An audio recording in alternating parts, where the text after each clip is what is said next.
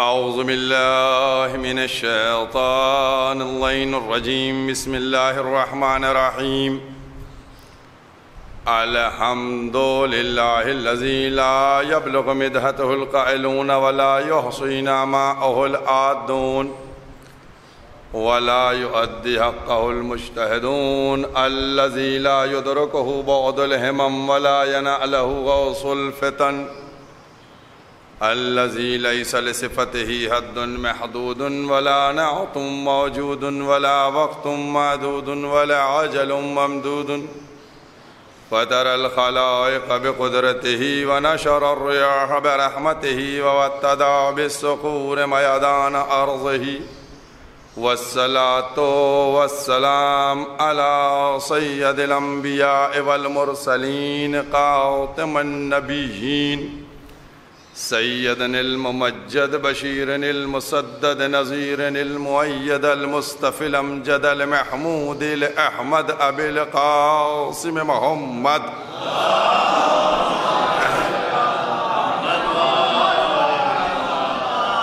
وأهل بيته طيبين الطاهرين المعصومين المظلومين اما بعد فقد قال الله سبحانه تبارك وتعالى في كتابه المحكم وخطابه المتقن وقوله الأحسن بسم الله الرحمن الرحيم انما انت منذر ولكل قوم هاد صلوات پڑھ دیں محمد والے محمد.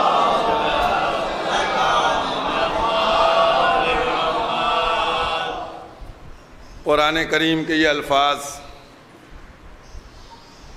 جو قرآن کریم کا 13واں سورہ رعد اور 7ویں آیت کی الفاظ ہیں، جس میں 2 مرحلے بیان کیے جا رہے ہیں. انما انت منذر، اے پیغمبر آپ جو ہیں وہ ڈرانے والے ہیں. وَلِكُلِّ قَوْمٍ ہاد، اور ہر قوم کے لیے ایک ہدایت کرنے والا ہے. اتنے سے معنی ہے. اس سلسلہ گفتگو کا کہ جو 9 مجلسوں پر منحصر ہے، اس کا عنوان بھی انہی الفاظ سے لیا گیا ہے، انذار نبی و ہدایت ولی. یہ اس کا مختصر سا، کیونکہ اگر ہم نبی کی عظمت کو سمجھ لیں، دیکھیے بات نبوت سے آ کر پھنستی ہے. اگر ہم نبی کی عظمت کو سمجھ لیں پھر تو کبھی کسی نبی کے فیصلے میں کوئی شک نہ کریں. بات جو رکی ہے وہ نبوت ہی پہ آ کے رک گئی ہے کہ لوگوں نے پیغمبر کی بات کو نہیں مانا اور پیغمبر کے فیصلوں میں شک کیا گیا. آپ دیکھیے کہ جب قرآن کریم ہمارے سامنے موجود ہے اور ایسی کتاب موجود ہے کہ جس میں سب کچھ موجود ہے، اور وہ کتاب ہے کہ جس کے اندر اگر ہم یہ سمجھیں کہ ترجمے سے کام ہو جائے گا یا کوئی ہمیں بتا دے گا تو ناممکن ہے. اس کتاب کو اگر کوئی حسبنا کتاب اللہ کہہ کے لے لے تو اس کا مطلب گمراہی یقینی ہے، کیونکہ کتاب میں ہے سب کچھ، ہر خشک و تر موجود ہے، لیکن ملے گا اس وقت جب مودت آل محمد قلب میں ہوگی. اس کو سمجھا اس وقت جا سکتا ہے کہ جب مودت آل محمد ہو. اور اگر آپ بغیر مودت کے لیں گے تو حروف تو نظر آ جائیں گے، نہ معنی سمجھ میں آئے گا اور نہ مطلب سمجھ میں آئے گا. آپ دیکھیے کہ انسان ہے کیا، بہت فخر کر رہا ہے. پروردگار عالم نے دیکھی کس طریقے سے قرآن مجید کا 16واں سورہ نحل اور آیت کا نشان 78 کس طریقے سے کہا. کیا پروردگار کہہ رہا ہے، تم لوگوں کو ہم نے ماؤں کے پیٹ سے نکالا، لا تعلمون شیئا، تم کچھ بھی نہیں جانتے تھے، یعنی تم جاہل آئے اس دنیا میں. ہم نے تم کو کیا دی؟ آنکھیں دی، کان دیے اور دل دیا. یہ دیکھیے ایک چیز کے اوپر غور کیجئے گا، چونکہ یہ پہلی گفتگو ہے، اس میں کچھ تمہیدی الفاظ ہوں گے اور کچھ وہ مبادیات اس میں شریک کیے گئے ہیں کہ جو آگے اس سے فائدہ لیا جائے گا. کیا کیا دیا؟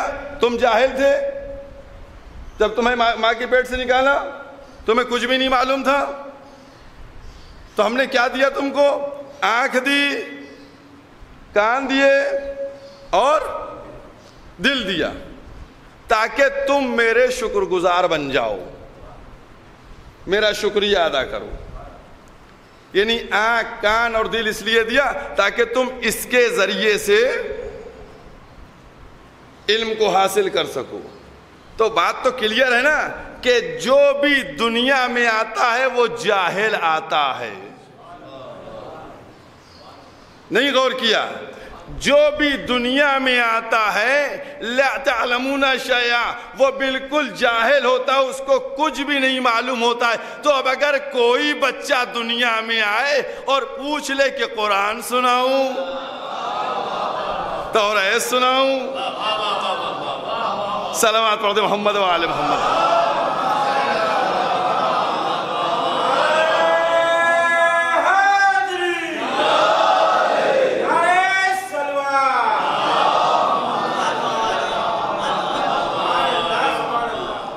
ایک دیکھیے جملہ کہنے جا رہا ہوں. اب آپ کہیں گے کہ یہ مولا کائنات کہ جب آئے تو ان کے پاس یہ علم تھا کہ توریت کی بات کریں، قرآن کی بات کریں، زبور کی بات کریں. تو میں کہوں گا دیکھیے ایک بات سنیے، ایک بچہ عالم کے گھر میں پیدا ہوا، اور کیا ہم نے ایک بچہ بہت ہی رئیس کے گھر میں پیدا ہوا. جو جس گھر میں پیدا ہوتا ہے وہ جڑا رہتا بڑے گھر میں. نہیں غور کیا آپ نے؟ بھائی یہ بڑے گھر کے ہیں، یہ بڑے گھر میں پیدا ہوئے، بھائی ان کے گھر میں تو علمی علم ہے، ہر ایک ان کے عالم فقیر. ارے بھائی یہ بڑے گھر میں ہیں، ان کیا دولت ہی دولت ہے جو دولت مند ہوا ہوتا ہے؟ نہیں ہوتا ہے. تو اب مجھ کو بتائیے کہ بچہ جس گھر میں آتا ہے اس گھر کے اعتبار سے اس کو دیکھا جاتا ہے کہ یہ کس بڑے گھر کا ہے، اس کا کس بڑے گھر سے تعلق ہے. تو اب مجھ کو بتاؤ کہ کائنات میں سب سے بڑا گھر کس کا ہے؟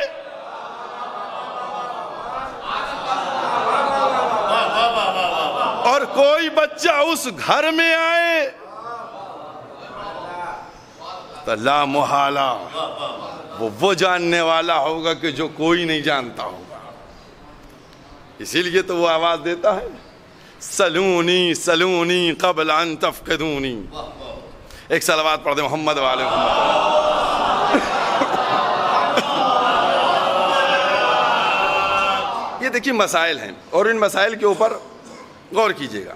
تو ہم کو کس طریقے سے کہ ایک آنے والا شخص اس دنیا میں جب آتا ہے تو آپ بہت توجہ کیجئے گا. دیکھیے آیا شخص، بھئی جب دنیا میں آ گیا تو پڑھ لیتا، جب دنیا میں آیا تو جان لیتا، جب دنیا میں آیا تو سمجھ لیتا.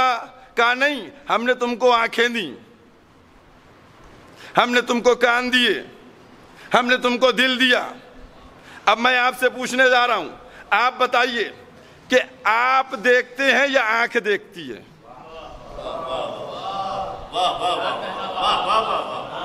آپ دیکھتے ہیں یا آنکھ دیکھتی ہے؟ آپ سنتے ہیں یا آنکھ سنتی ہے؟ اگر کوئی کہے کہ آنکھ دیکھتی ہے، میں کہوں گا آنکھ نہیں دیکھتی ہے، آنکھ کے ذریعے آپ دیکھتے ہیں. کان سنتا ہے؟ نہیں، کان کے ذریعے آپ سنتے ہیں. اور کیا آپ نے؟ یہ میں نے لفظ ذریعہ کیوں بڑھا دیا؟ اب اس ذریعے کو میں لفظ کو چینج کیے دیتا ہوں. آنکھ نہیں دیکھتی ہے، آنکھ کے وسیلے سے آپ دیکھتے ہیں. کان کے وسیلے سے آپ سنتے ہیں. قدرت نے ابتدائی مرحلے میں بتا دیا کہ بغیر وسیلے کچھ ہونے والا نہیں ہے.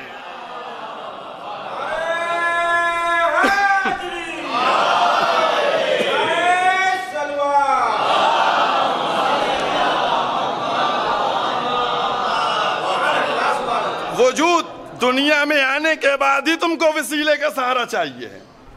اور اب دیکھیے ایک ایک مرحلے کے اوپر.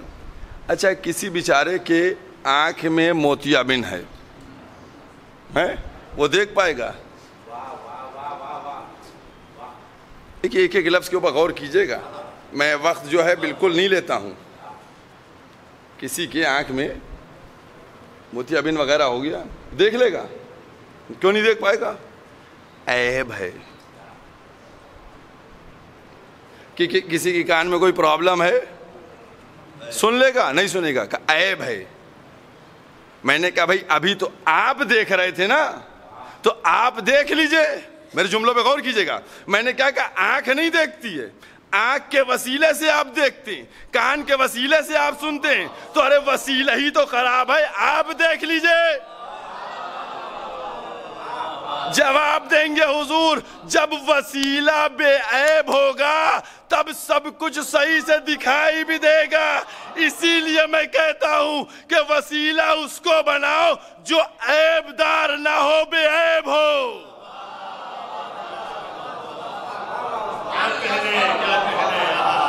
وسیلے کا اسی لیے ہے کہ جب بے عیب ہوگا تو پھر ہر چیز نظر بھی آئے گی اور سنائی بھی دے گی. بے عیب وسیلہ ہونا چاہیے, یہ عظمت ہے. دیکھیے آپ اگر تلاش کریں, ہر ایک اسلام لایا, ہم بھی لائے اسلام, یہ بھی لائے اسلام, یہ بھی لائے اسلام, یہ بھی لائے. اسلام لانا نہیں ہے, آپ جب لائے تو اس سے پہلے کیا تھے؟ بھائی سوال تو ہوگا نا کہ بھائی آپ اب اسلام لائے نا, کل تک کیا تھے؟ بہت توجہ کیجئے گا. اسی لیے پیغمبر کے آنے کے بعد ڈائریکٹ اعلان نہیں کروایا گیا. پیغمبر کب آئے تھے؟ پیغمبر آ گئے تھے لیکن 40 سال تک وہ رہے, لیکن اعلان نہیں کروایا گیا. کیوں نہیں کروایا گیا؟ کس لیے نہیں کروایا گیا؟ 40 سال تک ان کو خاموش رکھا گیا, اور 40 سال خاموش رکھنے کے بعد پھر پیغمبر سے کہا. میں کہوں گا کیوں, کس وقت؟ جب یہ کوئی سامنے آ گیا کہ علی تم انتظام دعوت کا کرو. بھائی اس وقت اعلان کروایا گیا کہ جب, اصل میں دیکھیے ہر چیز ہوتی یہ ہے کہ آج کل آپ دیکھ ہی رہے ہیں یہ ماشاءاللہ سے کیمرے جو ہیں یہ وسیلہ بنے ہوئے ہیں, یہ لائیو ٹیلی کاسٹ کر رہے ہیں, کہاں کہاں تک جا رہا ہے ان کیمروں کے ذریعے سے. اور حالانکہ اس کیمرے کا فائدہ وہ لوگ اٹھا لیتے ہیں جو شہر کے اندر بھی رہتے ہیں, حالانکہ یہ ان لوگوں کے لیے ہے کہ جو لوگ سینکڑوں کلومیٹر دور ہیں اور مجلس نہیں میں شریک ہو سکتے ہیں. اور یہ آپ نے, لیکن مومنین اس کا شہر میں بھی فائدہ اٹھا لیتے ہیں. تو بہرحال تو یہ وہ ہے. اب آپ دیکھیے, غور کیجیے گا, تو لائیو ہوتا ہے. آپ یہ بتائیے کہ اگر یہ نہ ہو ہمارے ساتھ, یہ ہمارے ساتھ نہ ہو, تو میں یہاں مجلس پڑھوں تو کیسے اس کا ٹیلی کاسٹ ہوگا؟ کون تھا, کون نہیں تھا, کون آیا تھا, کس نے تلاوت کی, کس نے منظوم نذرانِ عقیدت پیش کی؟ نہیں ہو سکتا. یہی میں کہنا چاہ رہا ہوں کہ اگر پیغمبر اسلام تشریف لے آئے تھے اور لانے کے بعد اعلان کرا دیا جاتا کہ 20 سال کے سل میں پیغمبر سے کہا جاتا کہ محمد تم اب کام شروع کر دو رسالت کا, تو پیغمبر شروع کر دیتے, لیکن کوئی ٹیلی کاسٹ کرنے والا نہ ہوتا, اس کا کوئی بتلانے والا نہ ہوتا, کوئی تصدیق کرنے والا نہ ہوتا. لہذا اس وقت اعلان کروایا گیا کہ جب پیغمبر 40 سال کے تھے اور علی 10 سال کے تھے, تاکہ یہ اعلان کرتے جائیں, وہ تصدیق کرتے جائیں, یہ بلاتے جائیں, وہ بتلاتے جائیں. بتائے تو کہ کون کون آیا تھا بھئی، کون کون بیٹھا تھا، کہاں کہاں بیٹھا تھا، کیا کیا کیا، کس نے شروعات کی تھی؟ سچ بتائیے کہ اگر نہ ہوتے تو کیسے پتا چلتا کہ شرارت ابو لہب نے کی تھی یا کس نے کی تھی؟ اس لیے لازم تھا کہ اب مولا کائنات کیوں وہی دیکھیے کہ وہ ڈرائیں، یہ ہدایت کرے. اور اس کے بعد سب نے متفقہ طور کے اوپر، جو میں نے سرنامہ الفاظ قرار دیے اس کے ذیل میں متفقہ طور کے اوپر لکھا گیا ہے، سب نے روایت یہ کی ہے کہ جب یہ آیت نازل ہوئی اور پیغمبر سے پوچھا گیا کہ یا رسول اللہ اس سے مراد کون ہے، تو پیغمبر نے اپنے سینے پہ ہاتھ رکھا کہ انا منذر، میں ڈرانے والا ہوں. اور پھر اس کے بعد مولا کے شانے پہ ہاتھ رکھا کہ یہ ہادی ہے، ہدایت کرنے والا ہے، اور ہر ایک اس کے ذریعے سے ہدایت پائے گا. یہ بالاتفاق سب متفق ہیں اس میں. اور اس کے بعد بعض نے تو یہی استدلال کیا کہ صرف خلافت بلا فصل ہی نہیں بلکہ 12 اماموں کی امامت اسی سے ثابت ہے. 12 اماموں کا سلسلہ، کیونکہ ہر دور میں ہادی ہوگا تو اس دور میں یہ ہیں، اس دور میں وہ ہیں، اس دور میں وہ ہیں، اور آج بھی پردہ غیب میں ایک ہادی موجود ہے.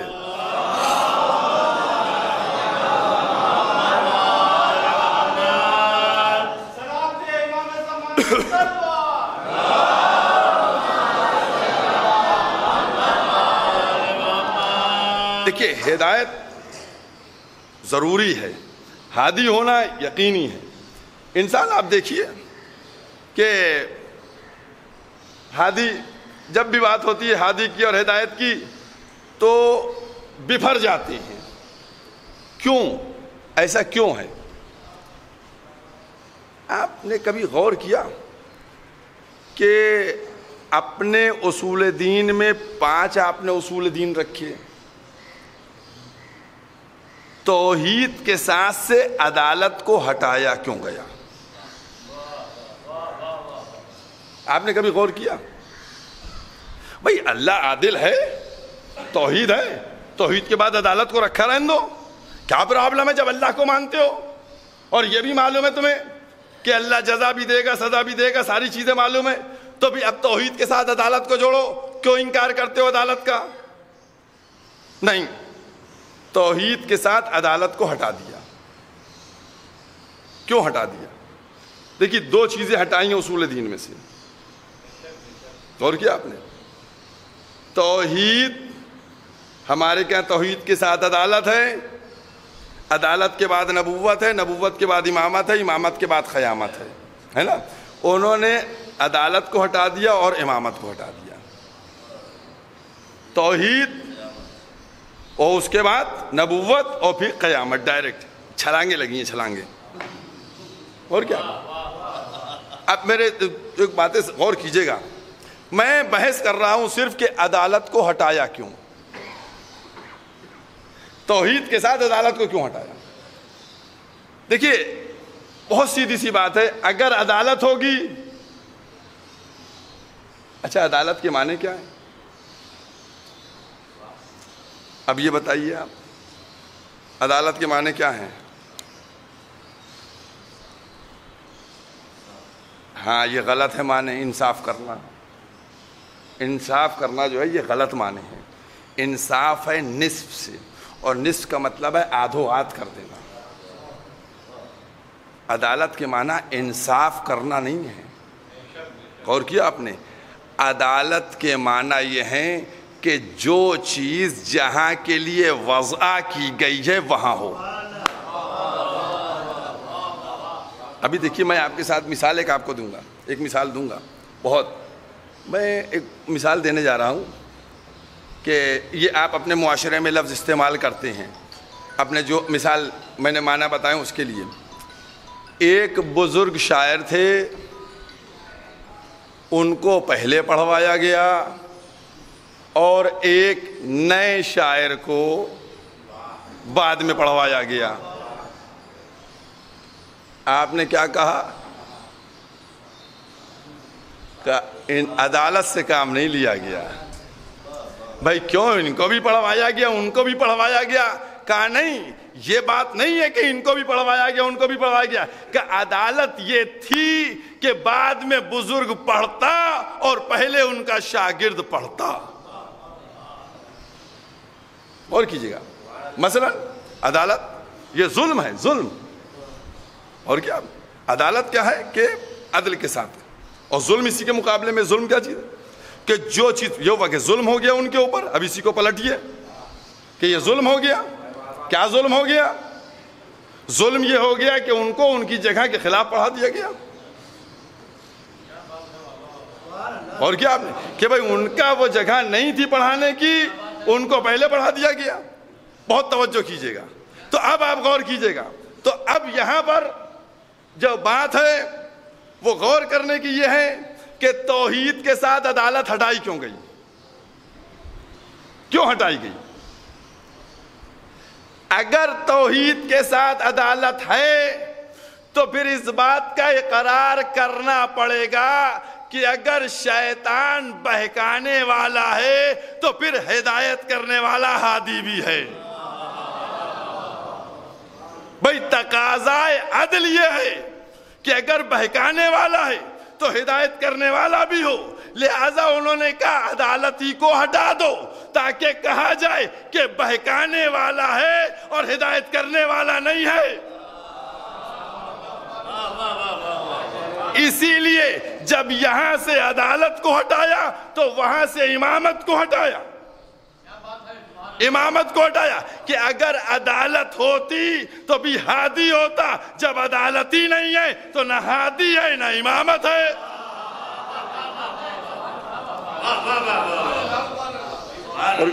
نہ ہادی ہے نہ ہدایت کرنے والا ہے نہ امامت ہے نہ امام ہے.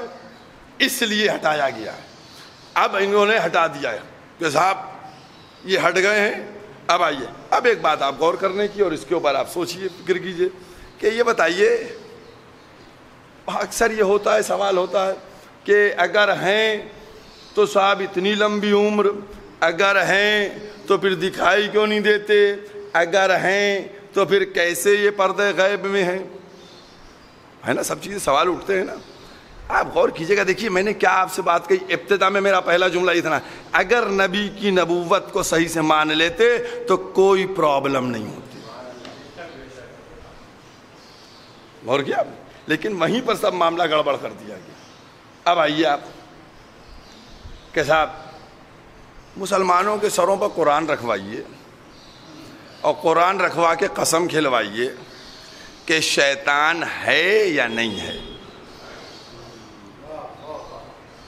شیطان ہے یا نہیں ہے؟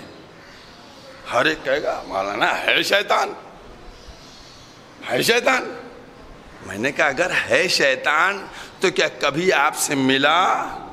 کبھی آپ نے اس کو دیکھا؟ کبھی آپ کی ملاقات ہوئی؟ بھئی اگر ہے تو ملا. کہیں گے جی نہیں ملا. میں نے کہا آپ کے والد سے ملاقات ہوئی اس کی؟ کہنے نہیں ہوئی. کہا میں نے دادا پردادا سے کسی سے تو ملا ہوگا؟ کہا نہیں ملا. میں نے کہا جب آج تک دیکھا نہیں تو انکار کر دو نہیں ہے. بھئی انکار کر دو کہ نہیں ہے. کہنے کہ نہیں مولانا شیطان ہے، بہکاتا ہے. میں نے کہا یہی تو آپ کا ایمان بتلا رہا ہے کہ غیب سے چھپ کے بہکائے اس پر ایمان ہے اور چھپ کے ہدایت کرے اس پہ اقرار نہیں.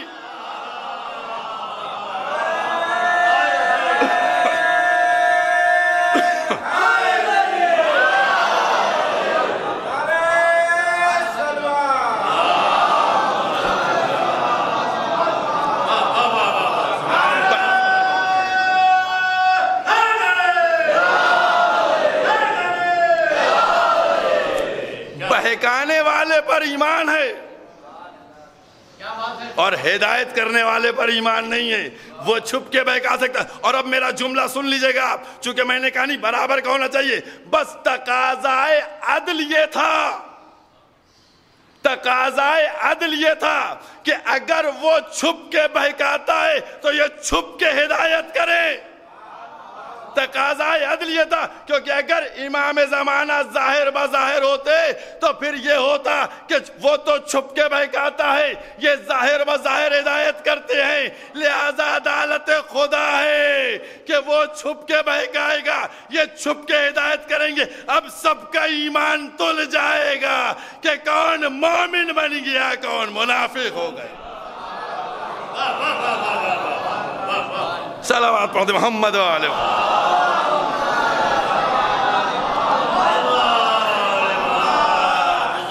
اس لیے پردہ غیب میں رکھا ہادی کو، ورنہ وہ کہہ سکتا تھا کہ آپ نے تو صاحب ان کو ظاہر بظاہر رکھا، نہیں، کہا اب ایمان کو پرکھا جائے گا۔ اور یاد رکھیے گا یہ جو میں نے کہا نہیں کہ 3 چیزیں دی گئی ہیں، ان کو ذہن میں رکھیے، آنکھ، کان، دل، اور اس کا ایک جگہ نہیں کئی جگہ اس کا تذکرہ ہوا ہے۔ یہاں پر کیا کہا کہ ہم نے تم کو آنکھیں دیں، ہم نے تم کو کان دیے، ہم نے تم کو دل دیا تاکہ تم دیکھو، استعمال کرو۔ لیکن جب سورہ اعراف میں آئیے گا، 7واں سورہ قرآن مجید کا 178 نمبر آیت ہے، اس میں آئیے گا تو آواز دی جائے گی کہ ان کے کان ہیں سنتے نہیں، ان کی آنکھیں دیکھتے نہیں، ان کے دل ہیں غور و فکر نہیں کرتے۔ اور کیا آپ نے، ان کی آنکھیں دیکھتے نہیں، ان کے کان ہیں سنتے نہیں، ان کا دل غور و فکر نہیں کرتے۔ اولئک کالانعام،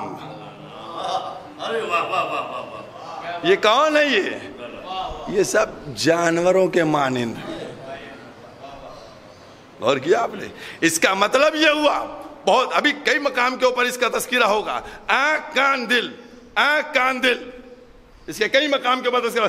اس کا مطلب یہ ہے کہ ان 3 سے کچھ ایسے کاموں کو لینا ہے کہ جہاں تکرار کے ساتھ قرآن میں تذکرہ بھی آ رہا ہے، اور اگر صحیح یوز کر لو تو انسان بن جاؤ گے، مومن ہو جاؤ گے، اور اگر غلط یوز کرو گے تو جانور نہیں، جانور سے بدتر ہو جاؤ گے۔ صلوات پڑھتے محمد و آلہ محمد۔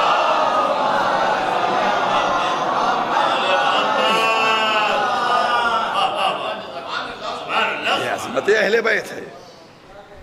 اور یاد رکھیے گا کہ جو دنیا سمجھتی ہے مجلس میں پتہ نہیں کیا ہوتا ہے، مجلسوں میں کیا کچھ ہو جاتا ہے، میں کہوں گا یہ دروازے جو کھلے ہیں حسینیوں کے، یہ عزا خانوں کے جو دروازے کھلے ہیں، یہ صرف تم کو دعوت دینے کے لیے کھلے، آ کر بیٹھ جاؤ۔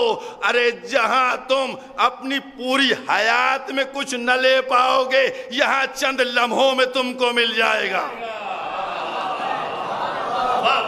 یہ فرش عزا کی برکت ہے، یہ فرش جو بچھایا جاتا ہے، یہاں سے علم تقسیم ہوتا ہے، یہاں سے دین بانٹا جاتا ہے، یہاں سے پیغام اسلام کو عام کیا جاتا ہے۔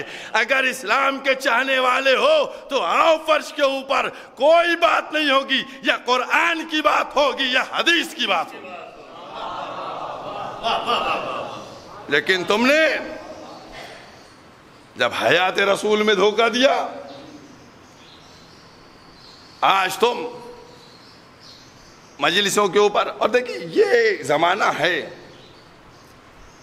مخالف جو ہوتا ہے اس کا بھی ایک مشن ہوتا ہے اور وہ اس میں مصروف ہوتا ہے، اس کو اس کے کام میں رہنے دیجئے۔ لیکن اتنا سمجھ لیجئے یہ مجالس وہ ہیں کہ جن میں بلاوے کی ضرورت نہیں ہوتی ہے، ان کی جاذبیت خود سب کو کھینچ لاتی ہے۔ یہ مجالس کا کمال ہے۔ کیوں؟ میں کہنے جا رہا ہوں آپ سے، بہت توجہ کیجئے گا۔ ہم اگر مجلسیں کرتے ہیں تو کیجئے جس کو بھی جو دل چاہے۔ ہم نے اگر مجلسیں شروع کی ہیں مظلوم کربلا امام حسین کے نام سے، تو ہمارے پاس جو نام ہیں ہم ان کے نام سے مجلسوں کو کرتے ہیں۔ آپ کے پاس بھی جو نام ہیں ان کے نام سے مجلس کیجئے، جلسہ کیجئے، روز بلائیے، دیکھیے کون کتنے آپ آتے ہیں۔ میں کہوں گا صدیاں گزر جائیں گی، کیونکہ جاذبیت نام کی کھینچتی ہے۔ یہ حسین کا نام ہے جو پوری دنیا میں لوگوں کو گھروں سے نکال نکال کے عزا خانے تک لا رہا ہے.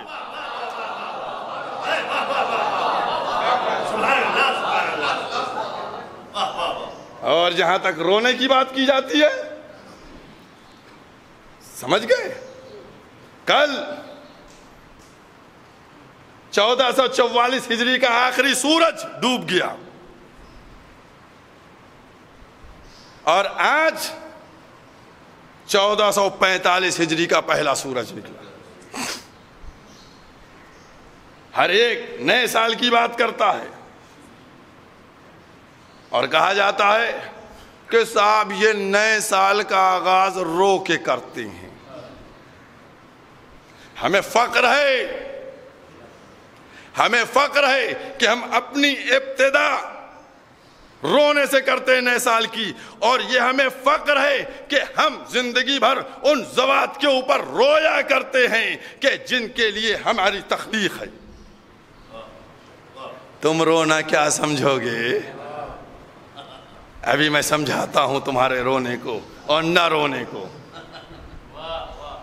2 جملوں میں سنیے گا، بہت توجہ کیجئے گا. ایک صلوات پڑھیے محمد علیہ وسلم.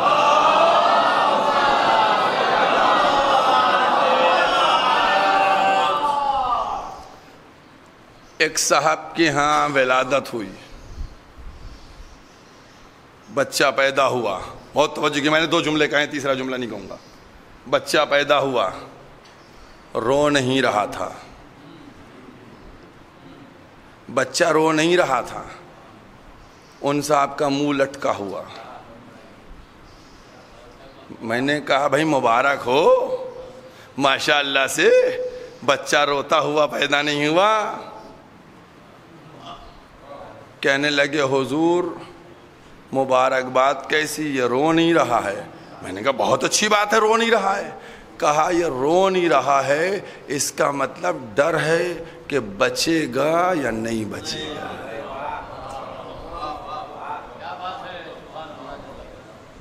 اور کیا آپ نے بہت زیادہ ڈرے ہوئے ہیں کہ پتہ نہیں کچھ مرض ہے، کیا ہے، موت، مردہ ہے، زندہ ہے.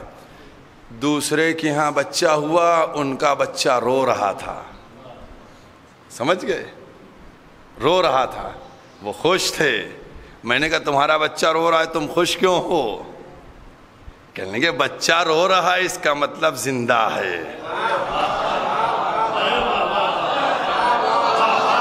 نہیں غور کیا آپ نے؟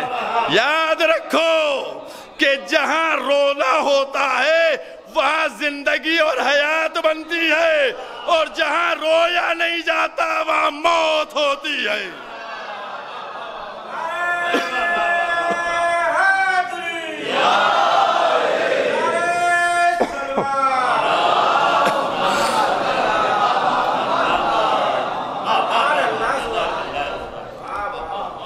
جہاں رویا جاتا ہے وہاں رونے کے ساتھ آخرت میں مسرت ملے گی، اور جہاں رویا نہیں جاتا وہاں پھر وہی غم ملے گا جب منہ لٹکے ہوئے ہوں گے.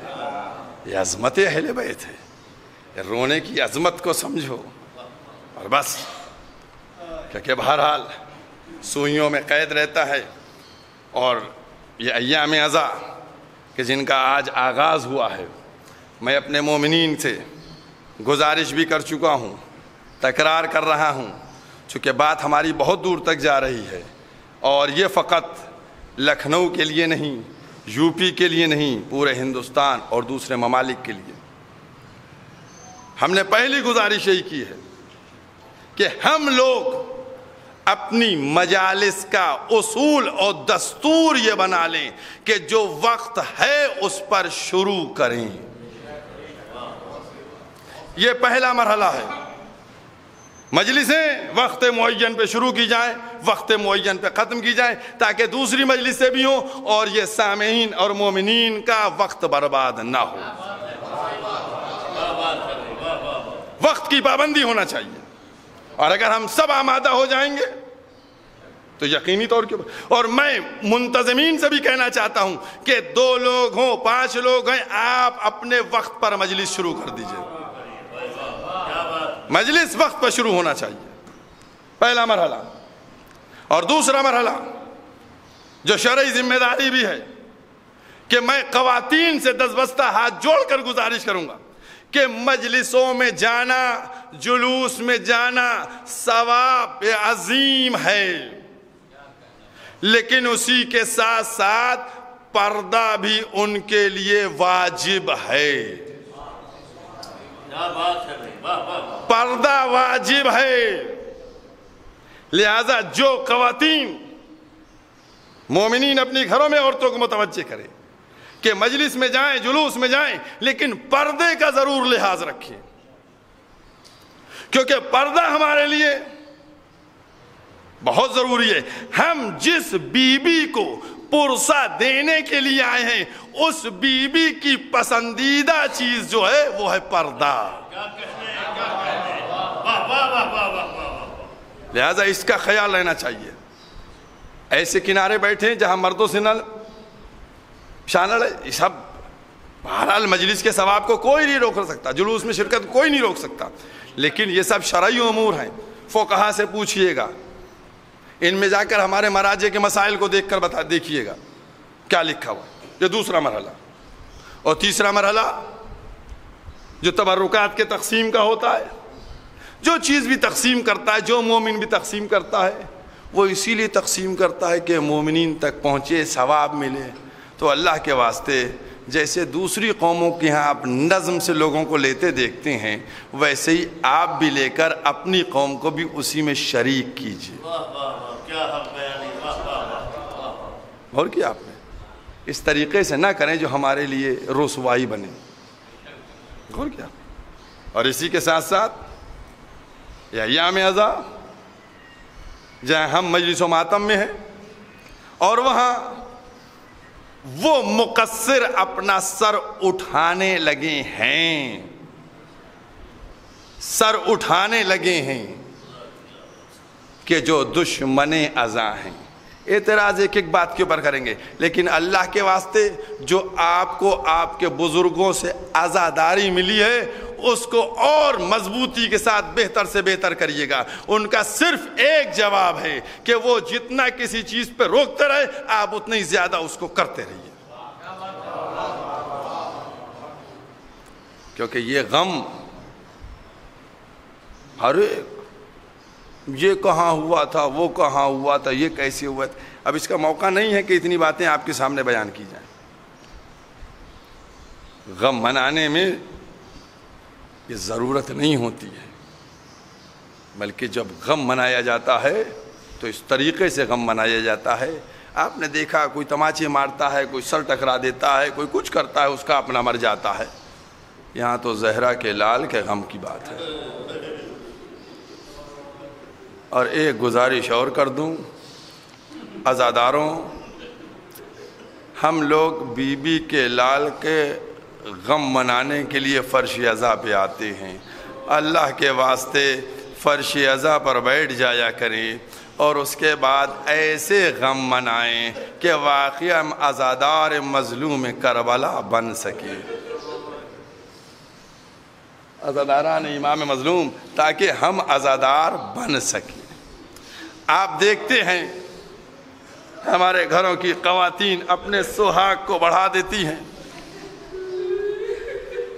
اپنے زیورات کو اتار دیتی ہیں، جو زیور وہ کسی حال میں کسی موقع پہ نہیں اتارتی ہیں، وہ انہوں نے ادھر عزا خانہ سجایا، اپنے زیورات کو اتار دیا۔ اے بی بی، آپ کا لال، اس کی فرش عزا بچھ گئی۔ غم منانے کے لیے اے عزادارو، عزاداری کرو ایسے کہ واقعاً عزادار بن جاؤ۔ صورتاً سیرتاً عزادار نظر آؤ۔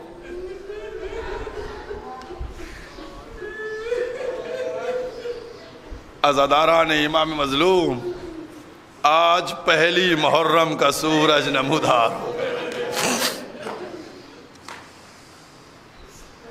عزا خانے سج چکے ہیں۔ آج کا تذکرہ اس مقدمہ کربلا کا ذکر ہے۔ عزاداران امام مظلوم، جس کو مظلوم کربلا نے کہا اے میرے بھائی مسلم، امام حسین کے سفیر۔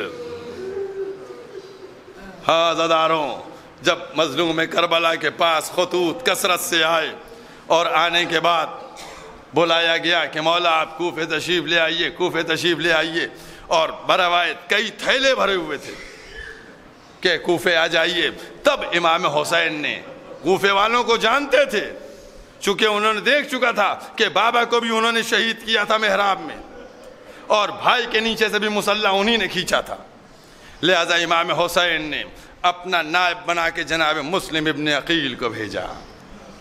ابو طالب کے پوتے نے ابو طالب کے پوتے کو بھیجا۔ جناب مسلم کوفے پہنچے، جناب ہانی کے ہاں قیام کیا اور 18,000 کوفیوں نے بیعت کر لی۔ جناب مسلم قلم و دعوات لے کر نامہ لکھتے ہیں آقا کو کہ کبھی پیغمبر اپنے آقا سے جھوٹ نہیں بولتا ہے، 18,000 کوفی بیعت کر چکے ہیں، میرا خط ملتے ہی آپ کوفے کی طرف تشریف لائیے گا۔ ادھر یہ خط روانہ ہوا اور ادھر یزید کے مخبروں نے نعمان کی اطلاع دی کہ نعمان بڑی ڈھلائی سے کام لے رہا ہے اور مسلم کا زور بڑھتا چلا جا رہا ہے، کیا تجھ کو کوفے کی چاہت نہیں ہے؟ اگر کوفے کی چاہت ہے تو کسی ایسے کو یہاں کا گورنر بنا کر بھیج جو مسلم کے اوپر سختی کر سکے۔ بس کیونکہ پہلی محرم کو میں جناب مسلم کے مسائل بیان کرتا ہوں، جناب مسلم ان کے اوپر سختی کر سکے۔ ادھر یزید نے فوراً بصرے کے گورنر ابن زیاد جو سب سے بڑا دشمن اہل بیت تھا اس کو خط لکھا کہ تم فوراً کوفے جاؤ اور کوفے پہنچ کر وہاں نعمان کو برخاست کرو اور کوفے کا چارج تم لے لو۔ ابن زیاد سر پہ عمامہ باندھے ہوئے، چہرہ ڈھانکے ہوئے نکل رہا تھا، کچھ بصرے کے رؤسا کو اپنے ساتھ لے لیا تھا۔ جب کوفے پہنچا لوگوں کو امید تھی حسین آنے والے ہیں، حسین آنے والے ہیں، مظلوم کربلا آنے والے ہیں۔ بعض لوگ سمجھے کہ شاید آقا آ گئے، ہر ایک کہہ رہا تھا السلام علیکہ یا ابن رسول اللہ۔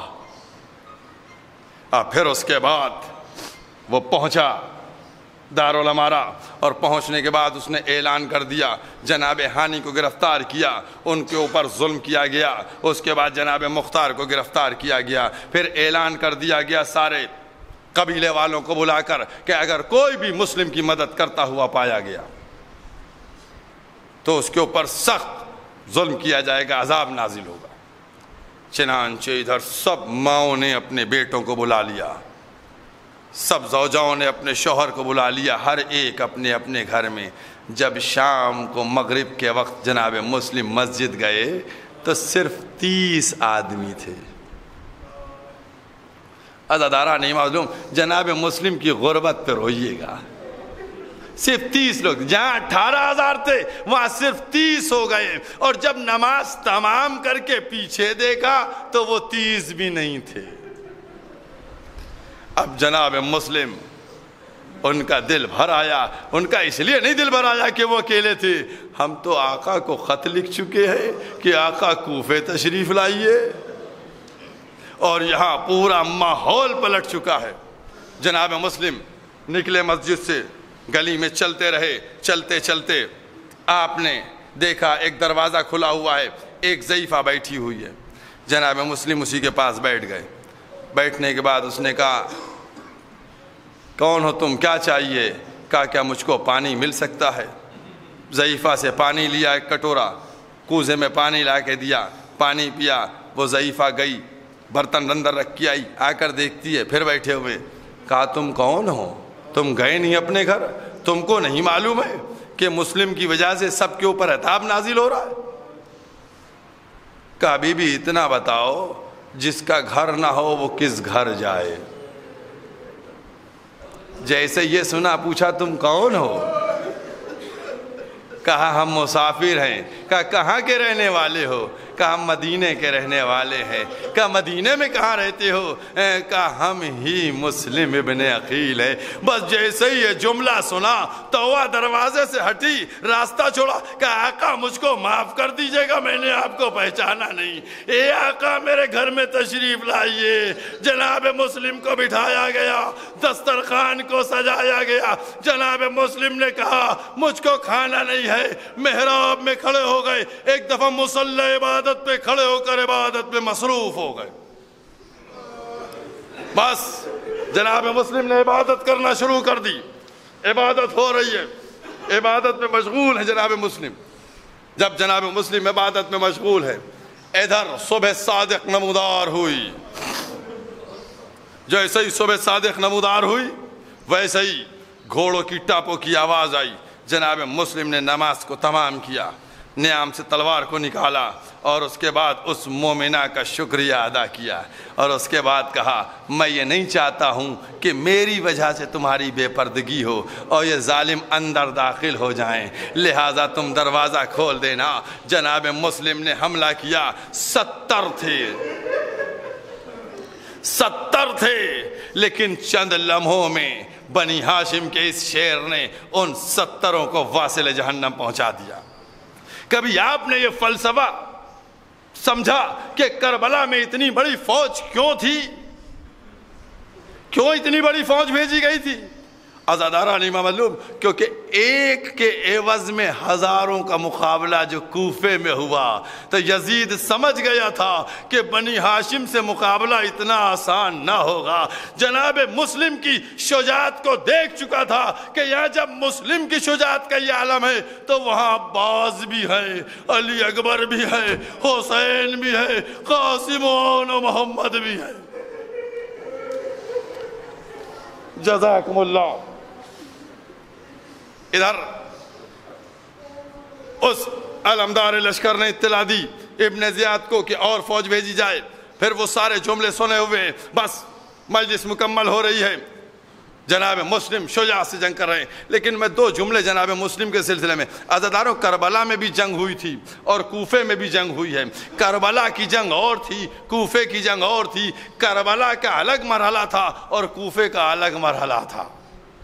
آپ کہیں گے مولوی صاحب یہ آپ کیا بات کہہ رہے ہیں؟ میں کہوں گا کربلا میں اگر جنگ ہو رہی تھی تو دائیں بائیں سے حملہ تھا، آگے پیچھے سے حملہ تھا. لیکن جو کوفے میں جنگ ہو رہی تھی اس میں دائیں سے بھی حملہ تھا، بائیں سے بھی حملہ تھا، آگے سے بھی حملہ تھا، پیچھے سے بھی حملہ تھا اور چھتوں سے آگ بھی پھینکی جا رہی تھی. میں نے کہا کربلا کی جنگ وہ تھی کہ جہاں جب بھی کوئی آتا تھا، کوئی گھوڑے سے گرتا تھا، اس کو حسین کا زانو مل جاتا تھا. امام حسین کا وجود کربلا والوں کے لیے ڈھارس بنا تھا. لیکن ہائے کوفہ جہاں مسلم تنہا.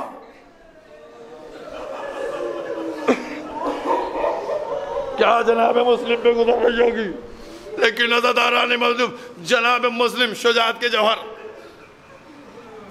تاریخ میں ملتا ہے کہ 3 بہادر تھے امام حسین کے پاس، 3 بہادر کہ جن کی شجاعت پورے عرب میں دھاک بنی ہوئی تھی. کا ایک محمد حنفیہ تھے جن کو امام حسین نے مدینے میں چھوڑ دیا تھا، اور دوسرے جناب ابو الفضل عباس تھے جن کو اپنے ساتھ لے کے کربلا پہنچے تھے، اور تیسرے جناب مسلم ابن عقیل تھے جن کی شجاعت کا کوئی جواب نہ تھا. یہ عالم تھا شجاعت کا. ادھر رسالے پہ رسالے آ رہے ہیں اور جناب مسلم واصل جہنم پہنچا رہے ہیں. میں نے خود مقاتل میں پڑھا ہے کہ جناب مسلم 2 کو اٹھا کر سر لڑا کر پھینک رہے تھے.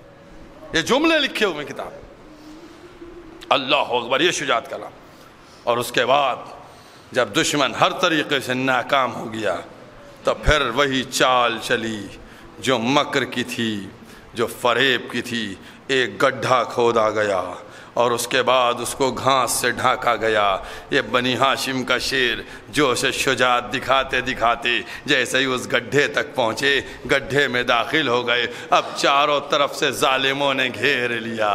اب جناب مسلم سمجھ گئے، جناب مسلم کی تلوار کو لیا گیا، اس کے بعد مسلم کو قید کر کے دارالامارہ کی طرف چلا گیا۔ دارالامارہ میں پہنچے، ایک سپاہی نے آواز دی اور آواز دینے کے لیے کہا تم نے امیر کو سلام نہیں کیا؟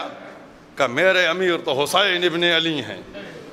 ایک دفعہ اس رخ پہ سلام کیا جدھر مظلوم کربلا تھے، السلام علیک یا ابن رسول اللہ۔ اور اس کے بعد ملتا ہے کہ جناب مسلم کا ہونٹ کٹا ہوا تھا، دانت سے خون بہ رہا تھا، پیاس کی شدت بڑھی ہوئی تھی۔ دربار کے پاس پہنچے، پانی چاہا لیکن نہیں دیا، لیکن ایک شخص بیٹھا دیکھ رہا تھا۔ ایک سپاہی نے اپنے غلام سے کہا جاؤ اس کو پانی لا کے دو، لیکن 3 دفعہ جناب مسلم کو پانی دیا گیا، پانی میں خون گر گیا، جناب مسلم پانی نہ پی پائے۔ عزاداروں، میں نے یہ جملہ اس لیے بیان کیا، عظمت جناب مسلم کا احساس کیجئے۔ پیاسے آقا شہید ہونے والے تھے تو پھر کس طریقے سے سفیر پانی پیتا۔ بس عزاداروں، امام حسین پیاس کی شدت میں شہید ہونے والے، تو اب جناب مسلم گئے، اور اس کے بعد جب جناب مسلم نے جملہ کہا کہ میرا امیر امام حسین ہے، تو پھر اس کے بعد ابن زیاد تلملا گیا اور اس نے کہا تجھے ایسی موت دی جائے گی کہ آج تک تاریخ میں نہ ہوئی ہوگی۔ جناب مسلم نے آواز دی، کہا یقیناً تجھ سے اور امید بھی کیا کی جا سکتی ہے۔ پھر جناب مسلم ان کو دارالامارہ کی چھت پہ لے جایا گیا، اور جو ظلم ہوا کہ ایک وار میں سر و تن میں جدائی، اور پھر ان کو اوپر سے نیچے پھینک دیا گیا۔ ادھر مظلوم کربلا کا دل بیٹھ گیا۔ بس مجلس ختم ہو گئی عزاداروں، 1-2 جملے بچے ہیں۔ حسین کا دل بیٹھ گیا کہ عباس کوئی مسلم کی خیریت نہیں ملی، اے عباس کسی طرح سے مسلم کی خیریت مل جائے۔ اسی اسنا حسین نے دیکھا کہ راہ کوفہ سے ایک سوار آ رہا ہے، کہ عباس اس سوار کو بلا کے لاؤ۔ بس عزاداروں، سوار کو بلا کے لاؤ۔ سوار بلایا گیا، امام حسین کے سامنے آیا۔ امام حسین کے سامنے آیا، امام حسین نے اس کو دیکھا، کہا بھائی تم کہاں سے آ رہے ہو؟ کہا آقا میں کوفے سے آ رہا ہوں۔ بس عزاداروں، آقا میں کوفے سے آ رہا ہوں۔ کہا کوفے سے اگر آ رہے ہو تو یہ بتاؤ میرا بھائی مسلم کوفے میں ہے، اس کی کوئی خیر ہے؟ بس جیسے ہی یہ جملہ سنا، اس سوار کی آنکھوں سے آنسو نکل آئے۔ کہا تمہاری آنکھوں میں آنسو کیسے؟ کہا مولا جب میں کوفے سے چلا تھا تو مسلم کے لاشے میں لسی باندھ پیر میں باندھ کے کوفے کی گلیوں میں گھسیٹا جا رہا، مظلوم کربلا بیٹھ گئے، انا للہ و انا الیہ راجعون۔ ایک دفعہ کمر کو تھاما، آئے کہا زینب مسلم کی یتیم بچی کو لا۔ مسلم کی بچی آئی، زانوں پر بٹھایا، مسلم کی بچی کے سر پہ ہاتھ پھیرا، ایک دفعہ چہرہ کے رخ کیا، کہا امو ایسے تو یتیموں کے ساتھ سلوک، کہے میری سکی بچی تیرا باپ شہید ہو گیا، مجھ کو اپنا باپ تصور۔